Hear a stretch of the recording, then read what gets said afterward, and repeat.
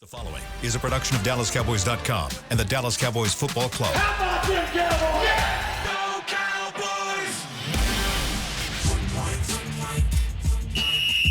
Let's go, baby! Are you ready for a break? Yes. Are you ready for a break? Absolutely. Ready for a break?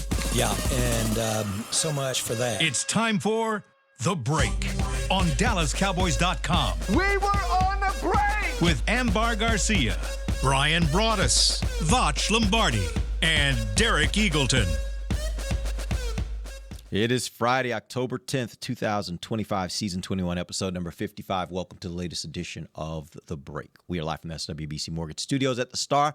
We're presented by LG. LG is the world's #1 OLED TV brand for 11 years and counting. See why at lg.com/OLED Evo. Brian's out today, but we got the rest of the crew here. We will be getting you guys ready for Cowboys versus Panthers. That happens this Sunday, noon Central Time. We have some stuff that we'll talk about from that game, but we'll also, in the second segment, Let's go ahead, man. in the second segment, we will have a little Yeti time with AG.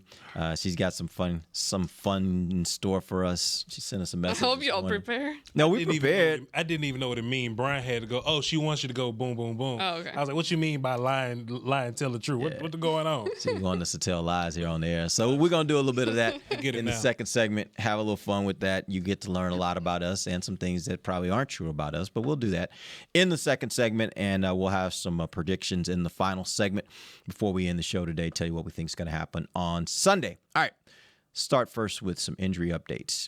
Dante Fowler did not practice due to an illness. Jonathan Mingo went from a full participant to did not participate with a knee. Jack Sanborn still out with a concussion. Miles Sanders went from limited to did not practice with a knee and an ankle. And Tyler Guyton with a concussion went from limited to full participation. This morning, Jerry, or I guess just a little while ago, Jerry said on the air on 105.3 The Fan that it's looking likely that Guyton may be back this week from that concussion and able to play. What do we know? I guess at this point, I guess I'll start first with Jonathan Mingo. That certainly feels to me like let's just take our time. Sure. Was there a setback, or do you just think it's just kind of they're taking their time a little bit with bringing him back because they found that they've got some depth at wide receiver? Good old lies, man. No need to rush it. You know, back in the day, allegedly, just from a fan's eye, sometimes it looks like they'll put people on IR just to hold them over till next year. I don't know if that's true or not, but that's just what it looks like sometimes. You know, but Mingo, his window was open. I don't know if Flournoy was Flournoy. Flournoy. I don't know if Flo. I don't know if the coaching staff had that much confidence in Flo when they opened up Mingo's window, but Mingo's window was open and he was working, he was practicing. Maybe if I had to assume that they let Mingo practice just to kind of see where he's at, and once they saw that Mingo's good to go, all right, cool, now you don't need to practice because we have a feeling that you're good, but we don't need you right now just by the way of roster dynamics. So, wide receiver is probably something that the Cowboys feel really good about depth-wise, so there's no need to rush him back. And, you always tell them that, week by week, some might happen to somebody. Never know. That's the NFL. Yeah. Plus, you can't bring Mingo back next week when Turpin and CeeDee Lamb comes back, so we'll see what this wait-around period feels like. I will say, when I opened this this email, and I just kept scrolling down. I'm like, oh my God, this is a long list of people listed on the injury report or practice report. So, yeah, we'll see. We've talked about it throughout the show. After the kind of performance that we saw last Sunday, it does allow the Cowboys to feel a little bit less pressure and having to rush some of these guys back. So we'll see as we move along and what are some of the progress on that. Another guy, I don't know if you even mentioned him already. I forgot all the guys you mentioned. There's a lot of names he said. Yeah, I was actually going to get to Sanborn a little bit more here, but go ahead. No, I was just going to say that's another one that now, obviously, you don't want anyone to be hurt and you want them to be available. He's currently dealing with the concussion. Mm-hmm. He didn't practice on Wednesday or yesterday, but it's one of those situations that I'm sure if fans are listening to this, they're like, okay, well, not that we want him out, but hey, maybe it's okay. Maybe it's okay after some of the stuff that you were able to see last weekend with Shamar James playing at that position and difference that he brings. How many tackles did he get? 15. 15 total. So again, some of these guys, you want them back healthy, but at the same time, it's allowing all of these other players to take advantage of that opportunity and really show you a different look. Now, see, Sanborn got to, he's out. Like, we already know, like, he's in the protocols and all that. He's gone. Now, what was interesting is just like with the Mingo situation, Miles Sanders practiced and he was available. And then he went to just not available anymore. So I wonder, does that have something to do with Jalen Blue in particular? Like, hey, maybe we want to see what Blue does one more week and then maybe we'll bring Miles back. Like not some emergency. All right, we're rushing to have Sanders back. Kind of like they want CeeDee Lamb back as soon as he's available and Booker back. I think with some of these spots, I think they can wait around and kind of feel like there's no urgency at running back. Williams being top dog and, you feel great about him having, 20 carries if needed. And if you got to give somebody else carries, give 5 to Lipke or something. But I think this coaching staff, just me allegedly, nobody told me this, I think they want to see Blue one more week, just see if he can do a little something else. And if he doesn't step all the way up or do something that really catches our eye, then Sanders will probably be right back in there. Also, I was going to say real quick, that's also us assuming that's kind of what's happening. It could also be like, okay, you went out there limited and now you're like, I felt right. Yeah. So now you kind of went back a few steps. So it could be either or. That's fair. Yeah, real quick, I want to go back to the linebacker position because, look, as I was watching that game back, I noticed Shamar James making a lot of tackles. Mm-hmm. And this is a little weird. I'm trying to see the right way to say this. It wasn't like he was making a lot of plays, even though he was making a lot of tackles. And the reason why I say that is, for example, you get a tackle stat if guy catches 10-yard pass in front of you and you tackle him. That's a tackle. It's not necessarily a good play. Yeah. It's just a tackle. And by the way, it's better than the alternative of you not making the tackle and the guy running for 30 yards for a touchdown. But my question... We've been complaining about tackles in general. Now you're going to get picky? This is what he's saying. Listen to what I'm saying. But listen to what I'm saying.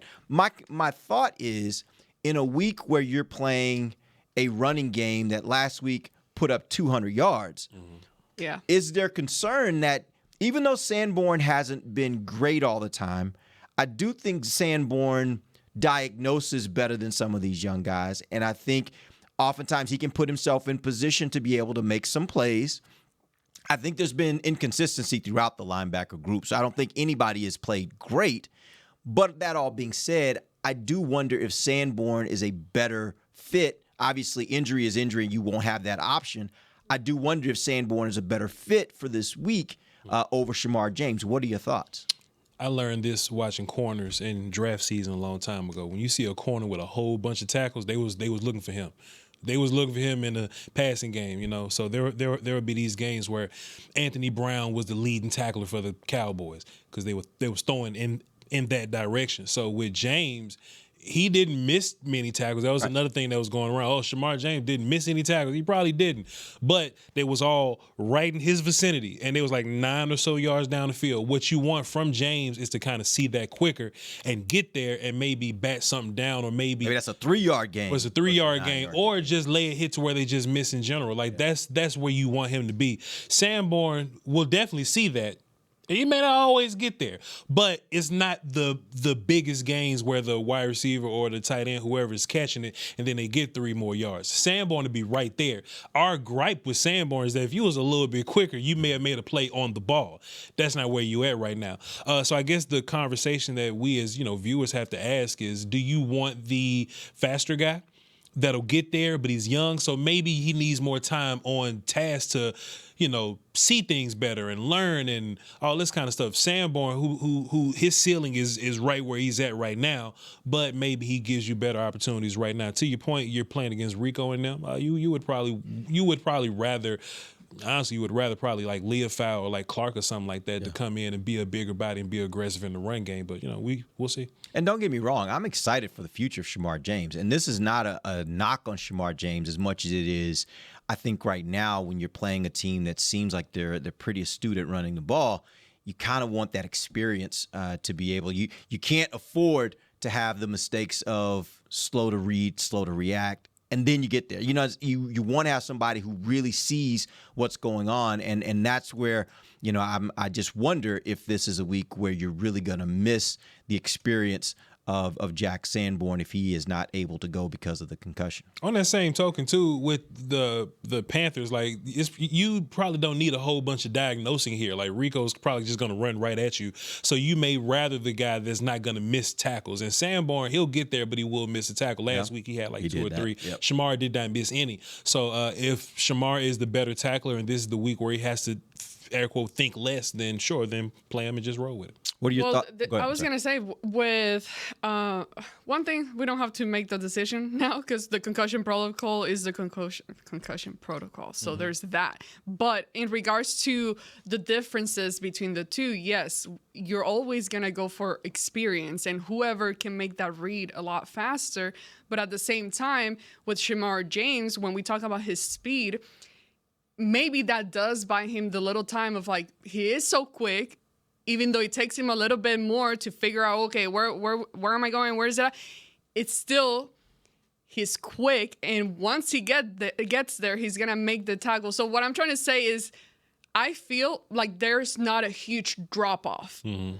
He can make up with his speed what he doesn't have just yet with the knowledge or the quickness in making those reads. And again, it's one of those things that you're only going to get that experience by being out there on a real football game and being on the field and being in real time, game day type of plays and all that. So I'm okay with it right now. I'm excited for the future that he brings. And Sanborn, I don't hate him or anything. I like him too. But again, he's been highly criticized throughout the weeks because of those mistakes. There's no right answer with linebacker. You know, like there's a right answer for running back, wide receiver, all these other spots, offensive line. There's no right, like they're all right in that middle that we want them to be better. So just play them and figure it out. All right, let's talk a little bit about the running back position. Last week, Jaden Blue got his first opportunities with the Cowboys. It's interesting because when you've got a guy who's playing as well as Javonte Williams, it's almost like you're only bringing him out to spell him. Mm-hmm. You're not you're not trying to split carries, and I think he has earned the right to be the main back, and you can keep him in for every down. So there really isn't a need to necessarily bring Blue in.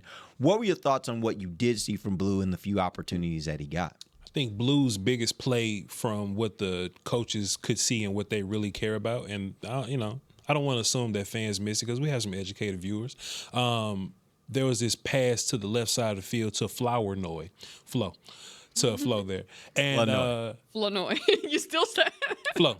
Didn't catch it or whatever, but it was an attempt on that side. And the Cowboys slid 3 to the right. There was a blitz coming down, and Jaden Blue perfectly stepped up. Jaden perfectly stepped up, and it was probably like backside A or something like that. Stoned the linebacker at the line of scrimmage and gave Dak time to make the throw. Play, yep. It wasn't a completion, and if you weren't paying attention, if you was drinking, texting your girlfriend, you might have missed it. But Jaden Blue, like just going back, watching the film, the technique of it, the timing of it, him not just waiting around next to Dak. They don't want running backs to do that because if you hit the running back, you don't want the running back to get knocked into Dak. Step all the way up into it from depth and make the block and seal it. And Dak had a pretty little pocket to make the throw. It's just that the DB just made a better play. I think that's what coaches are looking for. We know Jaden Blue. We know Blue can run fast. We know that he's probably one of the faster players on your offense there. So it's not the running ability that the Cowboys are questioning. It's the technical things. It's the where you're going to line up. If you're in motion, are you going to start in the right place in motion to the next correct place? And on third downs, can you step up and block? And I think that was the biggest play for him last week. You know, when someone comes in the office and it's like, oh, we got fresh cookies. Where? Up there. That's what we do. We got some fresh cookies. They up there right now? Up there in the break room. No, and then you go and then you see the box and you just see all the crumbs left in there. And you're like, oh. So it's probably not a great analogy, but that's kind of how I felt in the sense of like, okay, I'm getting so amped up and excited about, what I'm about to see. Your ass got crumbs. And a receipt. That's crazy. hold on. But yes, in the sense of I was expecting to see a lot more, and it didn't happen. However, that doesn't mean I do want to keep giving the benefit of the doubt and wait and see when he does get a lot more chances. I will say in one of those runs that he had, when he first got on the field, that he started kind of making those breaks, and you're like, oh, there he goes. Okay, so that just it illustrates his ability. He does have the ability to have that quickness in making those breaks and avoiding some of those tackles that when you look at it, you think he's about to get tackled, but then he doesn't. So what do you call that? Elusiveness? Yep. Elusiveness? Elusiveness. Agility. So start and stop. I am curious. I'm not ready to give up on him. I don't think anybody is, but I am curious to see what else he can do once he gets more play time. And what I would love to see from him, and I don't know, a lot of it may be just a function of he hasn't had opportunity or the time to really understand the offense in that way, but I'd love to see them move him around more. I think right now with Turpin out, that's where the real opportunity is, and using him kind of as a gadget play a little bit, where you can maybe have him and Javonte Williams on the field at the same time. Maybe he lines up in the slot. Maybe he lines up in the backfield. You could do some different things with him, but that's also sometimes what, requires a little more time on task for a player to be comfortable having all those kinds of different roles, and he may just not have had that much time to get comfortable with that and for the coaches to feel comfortable with that. But that's where I think the real opportunity exists right now with Turpin being out. All right, we're going to take our first break. When we come back, we'll have a little Yeti time with AG, and then we'll get into our predictions in the final segments. We may actually even have some phone calls today. Have you guys call us and talk to us a little bit. We'll see. We'll be back. DallasCowboys.com radio. If you can't be at the stadium, there's no better way to watch your Cowboys than on an LG OLED Evo TV. That's because everything you see is more lifelike. Every play, every hit. I mean, you might as well be on the sidelines. That's how clear it is. It's all thanks to LG's legendary technology. Perfect black, over 8.3 million self-lit pixels. No one comes close. LG OLED Evo is the best TV in the game for a reason. See for yourself at lg.com/OLED Evo. I'm home. Hey, Mom, before you ask, I've done my homework and the dishwasher's unloaded. Nice. Hey, can you... Hey, hon, yes, I've got the finale ready to play. Here's your wine. Wow. Isn't it nice not having to ask? We think so. That's why if there's a network interruption, AT&T will proactively credit you for a full day of service, guaranteed. Credit for fiber downtime lasting 20 minutes or more, or for wireless downtime lasting 60 minutes or more caused by a single incident impacting 10 or more towers. Restrictions and exclusions apply. See att.com/guarantee for details. Hey y'all, Matt Pittman here. As the official pitmaster of the Dallas Cowboys, you know I take cookware seriously, especially when it comes to America's team. So when the Cowboys are away, I'm putting my Yeti cast iron skillets to work to make my game day favorites for friends and family. I'm talking chicken fried steak, skillet queso, and peach cobbler. And just like the Cowboys are forever, so are these heirloom cast iron skillets. Check out the full line of skillets on Yeti.com or at a Yeti store near you. If you shout, "How about them Cowboys?" you have that undeniable passion that's the heart of Cowboys Nation. And if you like to drink Dr. Pepper, you love the unique blend of its 23 flavors. Together, your one-of-a-kind fandom paired with the one-of-a-kind taste of a delicious ice-cold Dr. Pepper is the game day lineup that can't be beat. Better yet, gather your Cowboys and Dr. Pepper fan friends to watch the next game and crack open a delicious ice-cold Dr. Pepper for everyone.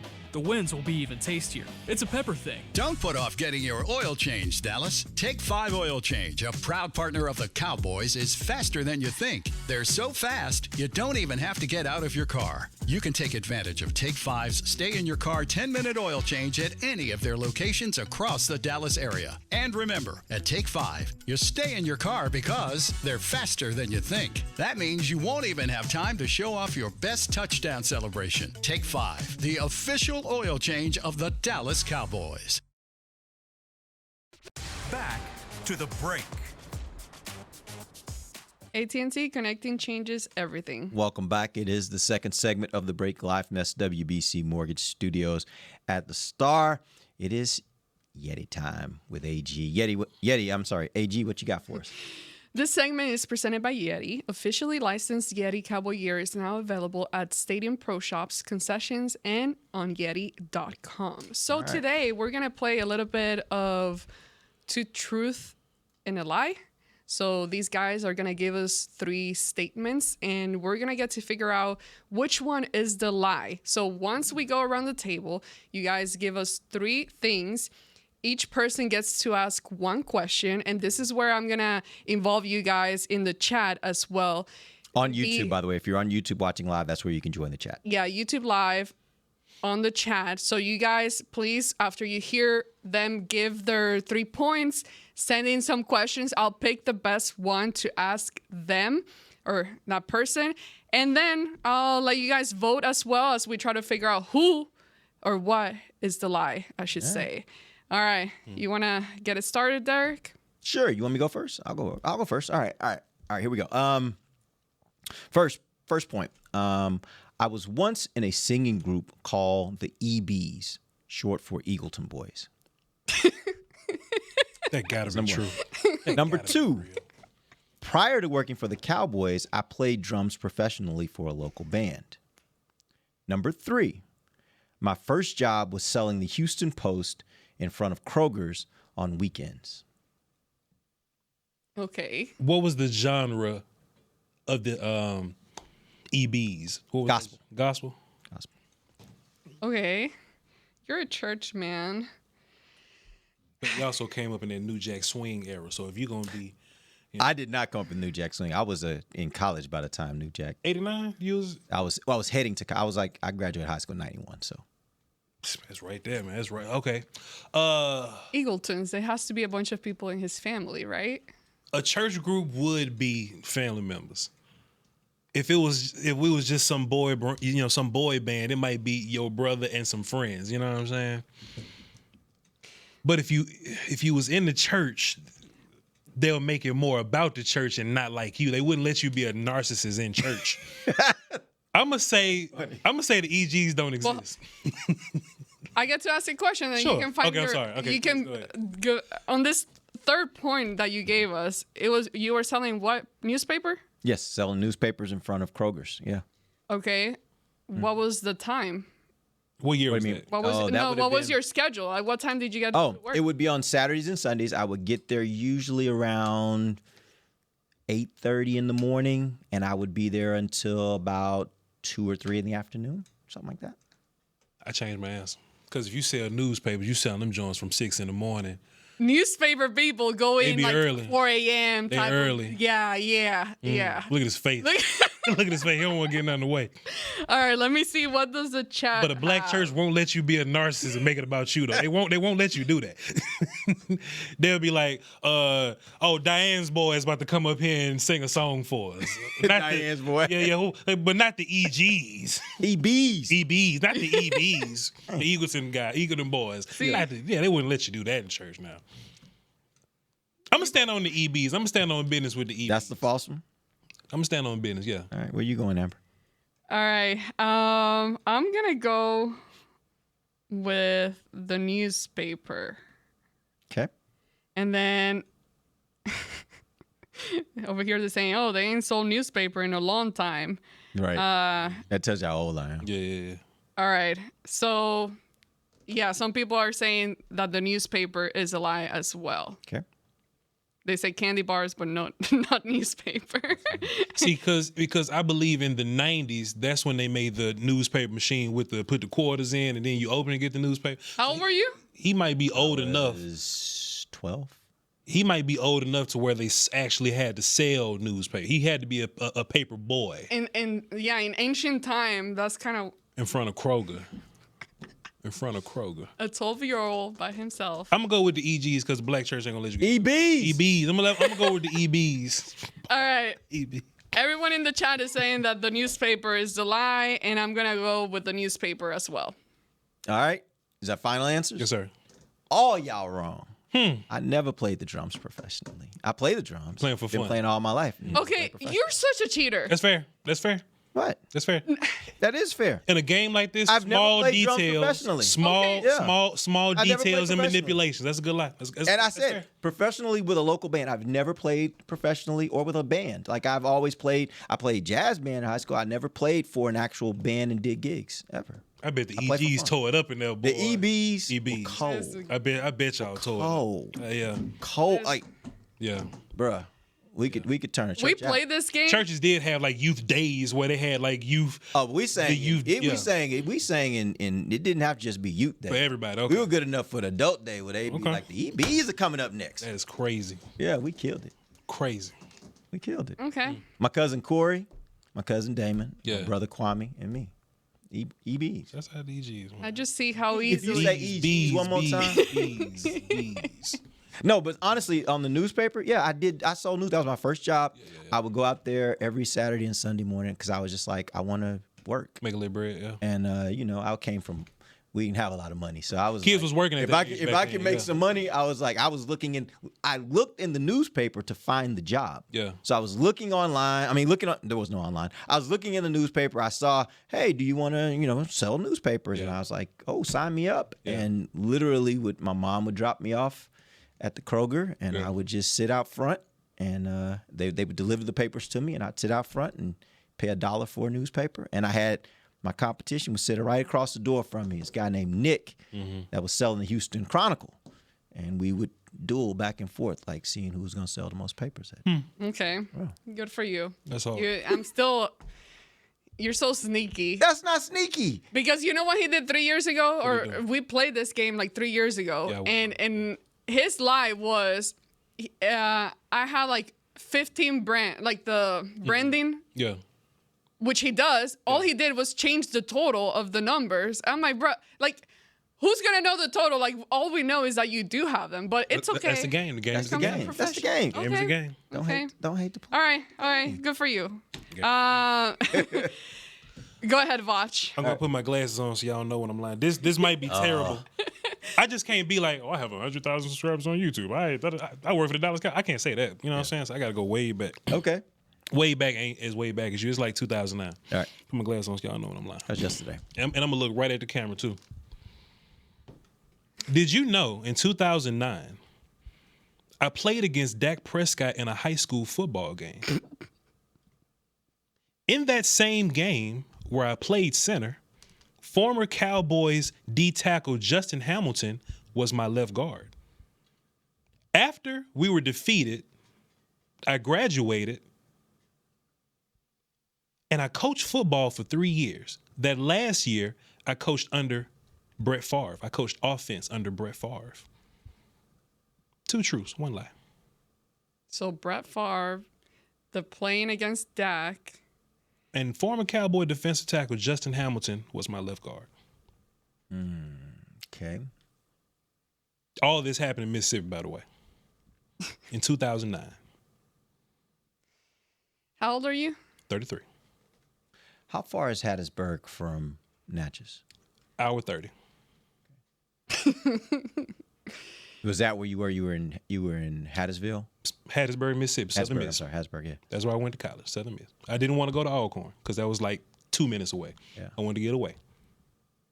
Wanted to get away. So how was this whole coaching experience? How was it? Yeah. I was a graduate assistant for Natchez. That's where I played high school football. Sometimes when you play football and you don't know what you want to do, you say, "Damn, I'm just gonna go into coaching." And I went into coaching, and I would travel back and forth. I was a GA, and coaches was like, "Hey man, you know that they got football in Hattiesburg. You ain't got to come all the way down here." And yeah, they got football teams in Hattiesburg, and Brett Favre was coaching in Hattiesburg. Oak Grove High School, to be exact. Yeah. So was that a district game when you played against Dak? Playoffs. Okay. Okay, I got my answer. Let me go to the chat, see what they're talking about. Well, no one's really sending a question. I guess the only questions that I see here is, when did you coach? I graduated in 2010, so from 2010 to like 2015, I was coaching. Okay. Bounced around 3 schools. Natchez High, Hattiesburg High, Oak Grove. Okay. All in Mississippi. Yes, sir. Natchez and Hattiesburg. You just told on yourself. You know what you did right there, though. You know what you did right there, right? What I do? You know what you did right there. Please.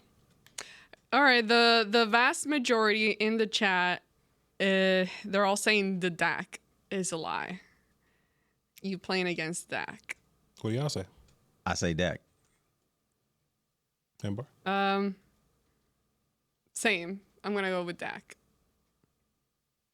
Dak played football in Louisiana. There you go. I was like, that's why you messed up. Because we knew Dak didn't play in Mississippi. But some people be like, oh, he went to Mississippi State. Right. And Like, I did play against Tyler Russell in Meridian, and he went to Mississippi State where he played over Dak or whatever. But no, I did not physically play versus Dak. We're in the same age group, though. The way you screwed up is you said it was a playoff game. Yeah, that's right. That's why he asked you. Yeah, that's why I asked you that. Because if it was like a regular season game, Louisiana may play have decided they were playing out of maybe. If y'all you went playoffs, that means that was it. Yeah. But look, only y'all who like super football people know Hardin, Louisiana. It's right down the street for us, but only y'all know Hardin, Louisiana because of Dak. I also figured at some point, if you would have played Dak in high school, you would have mentioned, hey, by the way, I played Dak in high school. I've played KJ Wright in high school. I've played what's my man? Played for the Patriots.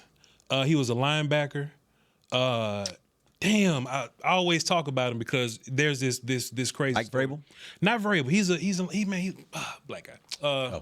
Can't even think of his name, but he played at Franklin County and he went pro, and it was a big deal for everybody. And the newspaper got me looking funny, like I'm bracing myself. But he's just faster than what he really was. And there's a couple other guys played around Natchez. I can't even think of their name right because we on air right now. If we was off somewhere and I ain't thinking about it, I'll come up with those names quickly. But you know. Yeah. Stephen Ridley played running back in that. Running back? Yeah, play running back. Yeah. So all these guys, it's some pros in the area. You know what I mean? It's just, Yeah, I had a few. We had a few. But Justin Hamilton, he was my left guard. He was right here and he was up there on me. And we'll go out there and move everybody around. Y'all move bodies. It was a good time. Okay. It was a good time. I actually did a video about it. It was cool. All right, good stuff. Yep. All right. You're not good at lying, but that's a good thing. I'm good. I don't lie. Yeah, that's a good lies. thing. Did you want to do mine or do we just? Yeah, we want to do yours. Go, do yours. Because you just fast. Right. Yeah, what you got written down? Move quick. All right. I danced salsa with a player. Sorry. Well, that's true because Derek laughed because he was there. I'm sorry. That's true. Go ahead. I'm sorry. Never mind. One of these next two will lie. Go ahead. Right outside meeting rooms. I had to stop a fan from a fight. And the third one is I went to a French school in the Caribbean. You ain't stopping nobody from beating up nobody. A fan from fighting? You ain't stopping nobody from beating up nobody. Ask your question. Jamie Collins was a player, Franklin County. Okay. You ain't stopping nobody from fighting. Wait, what was the third one again? Say it again. Went to a French school in the Caribbean. Okay. All right. A French school in the Caribbeans? No, where you from? I think I know which one it is. Where you from? Me? Ambar. From Dominican Republic. What was you doing in the Caribbean? What you doing over there? Someone get this man on the map, please. You do realize Dominican Republic is in the Caribbean? Oh, for real? Yes. Oh, well, shoot. Get this guy a map, please. Who knows? DR is in the Caribbean? Yes. I never been nowhere. I'm from Nashville, Mississippi. Yes, yeah. I'm trying to travel now. If Cowboys pay me some more, I travel and go places. All right. Next time we take a trip, we might invite you. You been there your whole life? Oh well, fighting then. That's my original answer. You ain't breaking up no fight then. I learned something new today. Thank y'all for teaching me something new today. I thought it was two different places. No, it's in the Caribbean. It's in the Caribbean. I thought black people was in the Caribbean. They are. But that doesn't mean she couldn't be from the Caribbean too. That is Dominican black people. You realize Spaniards, the colonizers that just come to a country and you get a mix of both. You get all colors. Yeah. I know all about colonization and taking people over because I'm from Nashville, Mississippi. My ancestors were sold there. I get it. I understand. I just thought geographically they was just two different places. No, it's in the Caribbean. Like it's got a lot of islands in it. So is one a state and one like a territory or something? Like why didn't I know this? I don't know. I'm not ashamed of not know information. Probably the educational system in Mississippi is why you didn't know this. But I'm just saying. Actually, I should have. I graduated top 5 in my school. Did you? Sure did. I graduated 6. Okay, cool. Look at that. Look at us. There it is. Doing big things. There it is. But they ain't teach us nothing about. Got to learn about geography. Nothing about all that. I ain't know about all that. All right, my answer is. I don't think, my memory could be wrong, I don't think you danced with that player outside a team meeting room. I thought it was outside the locker room. but I could be wrong on that. But that's gonna be my answer. Okay, I got a new question since it's all the same damn place geographically. Then, how did you break up the fight? It was about to start. I ain't break no damn fight. Oh yeah, okay. What? You breaking up a fight? You more likely to jump in the fight than break up the fight. Have you heard the word de-escalation? Sure. I de-escalated the situation. So I'm not saying I got in there throwing punches or anything, but I was like, okay, separated the two. Yeah. You know, this is not the place. A fan? They get rowdy. You don't care about no fan fighting nobody. I'm going two. Two's the lie. Breaking up the fight from the fan. If some fans fight right now, you gonna run out there and break it up and de-escalate it? No, but if you're standing nearby me, you got to do something. I'm gonna just get. You didn't break up that fight that night we were at that cheesesteak place in Philadelphia, did you? Okay. She didn't break up the fight, ladies and gentlemen. No. Look in at your Philly, face. Let me run away the other Amber place. was like, not oh, in we Philly. need to get out of here. Nah. They tripping. We need to get out of here. Amber ain't about to lie to me, act like she Batman or something. She ain't breaking up no fights. Number two for me. All right, I'm gonna go with number one. I could be wrong though. Now that I'm thinking about it, I could be wrong on that, but I'm gonna go with number one. Okay. See, they're saying I'm a mom. I have the strength. Some people are saying I could break up a fight. You got baby strength, not grown people fighting strength. Amber looks like she got hands. I do, actually. But yeah, you're right. Of course. I did not break up no fight. Even if you got hands, right? Yeah. What do you train? Like what you train something? I did Taekwondo, okay? Taekwondo? I did. Yeah. I beat a girl up. Even in that, they don't. Yeah.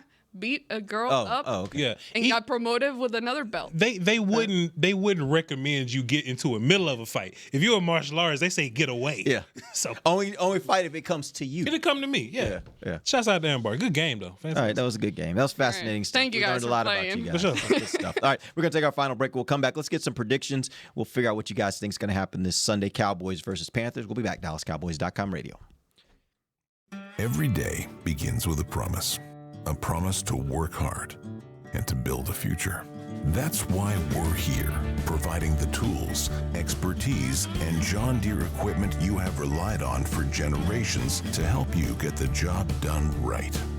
We're with you. That's our promise to you, because no matter the project or the challenge you're facing, We're with you. We're united. I'm home. Hey, Mom, before you ask, I've done my homework and the dishwasher's unloaded. Nice. Hey, can you... Hey, hon, yes, I've got the finale ready to play. Here's your wine. Wow. Isn't it nice not having to ask? We think so. That's why if there's a network interruption, AT&T will proactively credit you for a full day of service, guaranteed. Credit for fiber downtime lasting 20 minutes or more, or for wireless downtime lasting 60 minutes or more caused by a single incident impacting 10 or more towers. Restrictions and exclusions apply. See att.com/guarantee for details. It's the official men's skincare brand of the Dallas Cowboys, Jack Black. And right now, Cowboys fans can get 15% off their $75 order. Plus, because every deal needs a playmaker, your order will include a free 5-piece skincare set and free shipping. The Jack Black Playmaker is 4 of Jack's favorites and a full-sized intense therapy lip balm. Make a play for the playmaker at getjackblack.com/Cowboys with the code CowboysVIP. That's getjackblack.com/Cowboys with the code CowboysVIP. How's it going? You see that Cowboys game? Oh, I watched. Been seeing some good things. Totally. They have some talent. Yup, some great talent. And they got some fight. Hoping this is the year. Me too. Oh, I'm Cody, by the way. I'm Travis. Nice to meet you, Travis. Go Cowboys. Go Cowboys! Make a new friend based solely on their shirt choice. What would you like the power to do? Bank of America, the official bank of the Dallas Cowboys. Copyright 2025 Bank of America Corporation. From the field to the festivities, Lucchese embodies the essence of luxury and tradition. Handcrafted with meticulous precision, each pair offers unmatched comfort and style. Stand tall while you're tailgating or cheering in the stands with the Dallas Cowboys collection by Lucchese. Shop the collection today at the Lucchese store at the Star in Frisco or online at lucchese.com. Lucchese, the official boot of the Dallas Cowboys and Dallas Cowboys cheerleaders. Back to the break.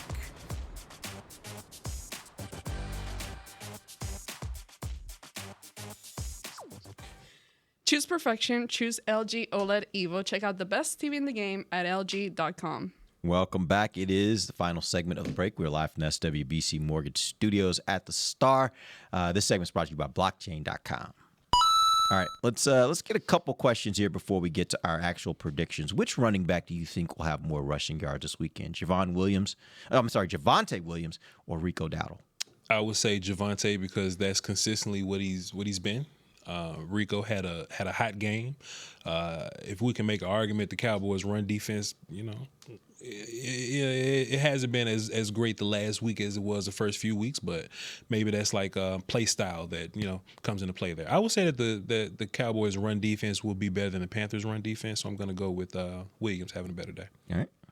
Same. I am pro Williams and what he's doing here with the Cowboys, and I think also the fact that you have a better passing game, I think that combination there just allows your running back to even be better and get more opportunities differently. Nobody fears Bryce.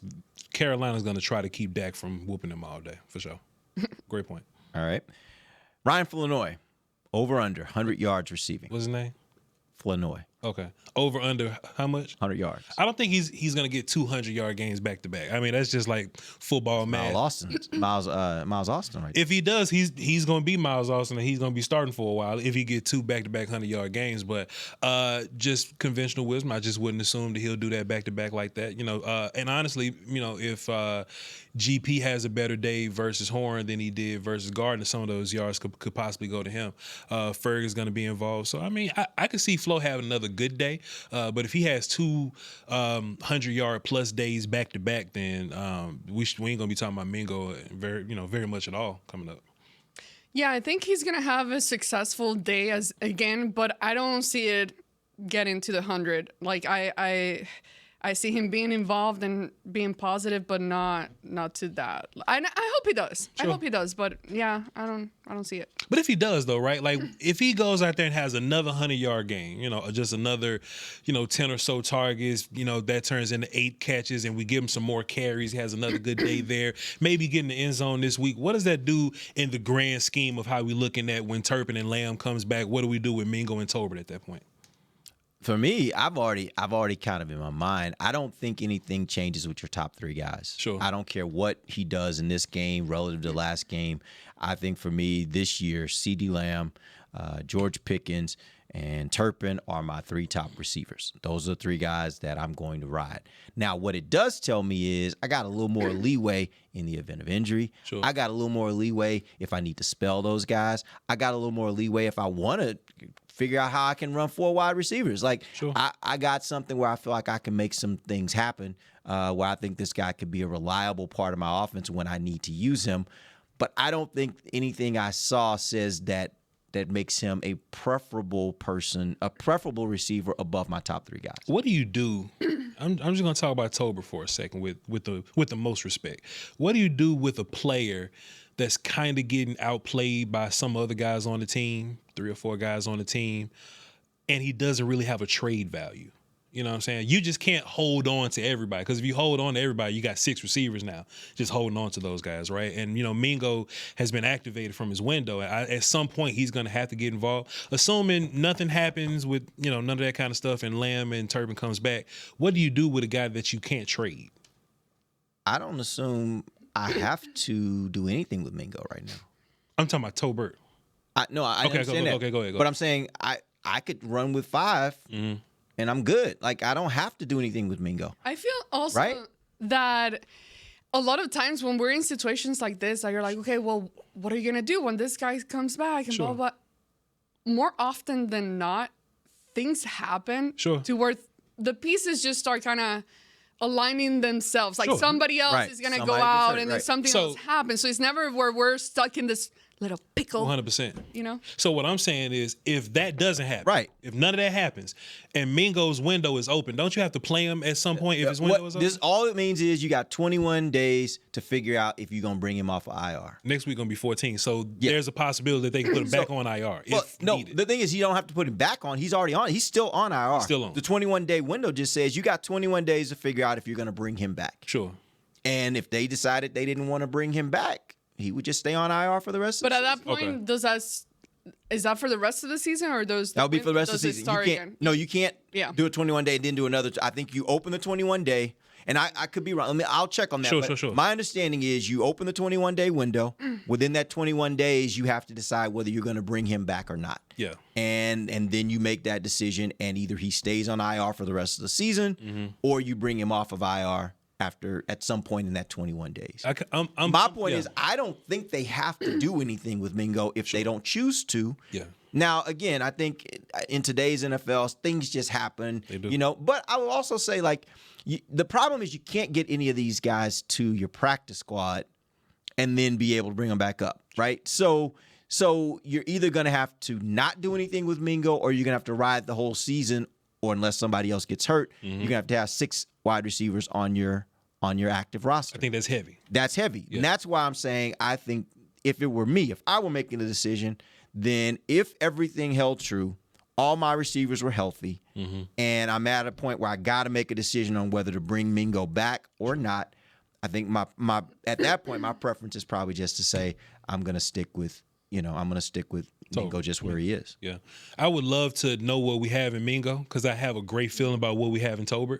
That's a conversation that the Cowboys got to have. I don't think you could just flat out cut Tolbert, because he's valuable to you somehow. In the event that, some emergency does happen. He's made some big plays for you. I just 100%. Don't think people – I think people are kind of – because Ryan Fenlor had a great game, I think a lot of people are just kind of minimizing what Tolbert brings to you as a guy farther down your depth chart, but as a guy that's made some plays for you. If Flo goes out there, so to this point, if he gets you another 100 yards next week, so now we're talking about wide receiver 5 and 6. You know what I mean? So now it's like, all right, well, one dude, at least we got 2 more years with. One guy's on his last contract. We know nothing about what Mingo. Well, it's people just in the chat over here are reminding us that the Cowboys traded to get him here. So again, they're trying to say, hey, are we going to waste that trade? No, that's fair. But again, what else are you going to do? Are you going to cut Tolbert? Are you going to carry 6? There are no good options here. Sure. There really aren't. There are no good options. I just think they're going to have to make a really tough decision if everybody's still healthy and they're at the 21 days. Yeah. They're going to have to make a tough decision. I think they're going to end up keeping Tolbert because Ford and Shady are very loyal to Tolbert. Tolbert shows up, he works hard, hasn't done a wrong thing in his life. I think they're going to be loyal to him, and they're just going to keep Mingo down until something happens. I already knew that. I just wanted to kill about 7 minutes for you on the back end of this break. Appreciate that, though. Why don't y'all go ahead and give me some your predictions for this weekend? Who you think's going to win, Cowboys versus Panthers? Cowboys about to beat the hell out of the Panthers because I'm a homer. I got Cowboys like 45 or something. Panthers probably put some points up at the end, like 32, so 45-32.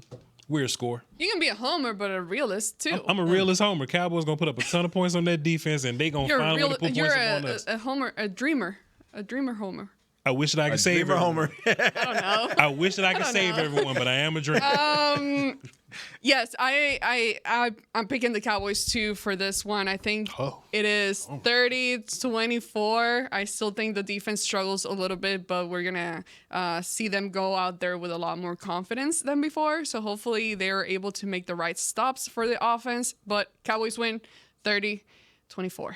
I think I don't think people are giving enough attention and credit to the fact of what we saw last week from that Cowboys defense. Mm-hmm. In the first half, that defense was playing some really, really, really great football. Sure. They gave up some yards on the ground, which I think in some respects is okay with me, especially with this kind of offense.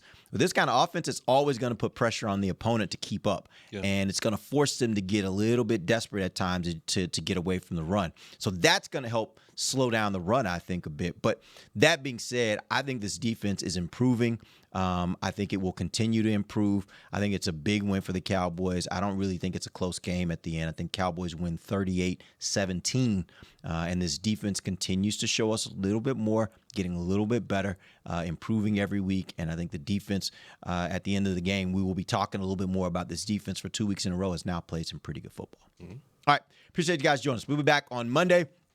Tell you what went right and wrong for the Cowboys. Till then, for Voch Lombardi and Amber Garcia, I'm Derek Eagleton. This has been The Break Live on DallasCowboys.com radio. This has been a production of DallasCowboys.com and the Dallas Cowboys Football Club. How about this, Cowboys? Yeah!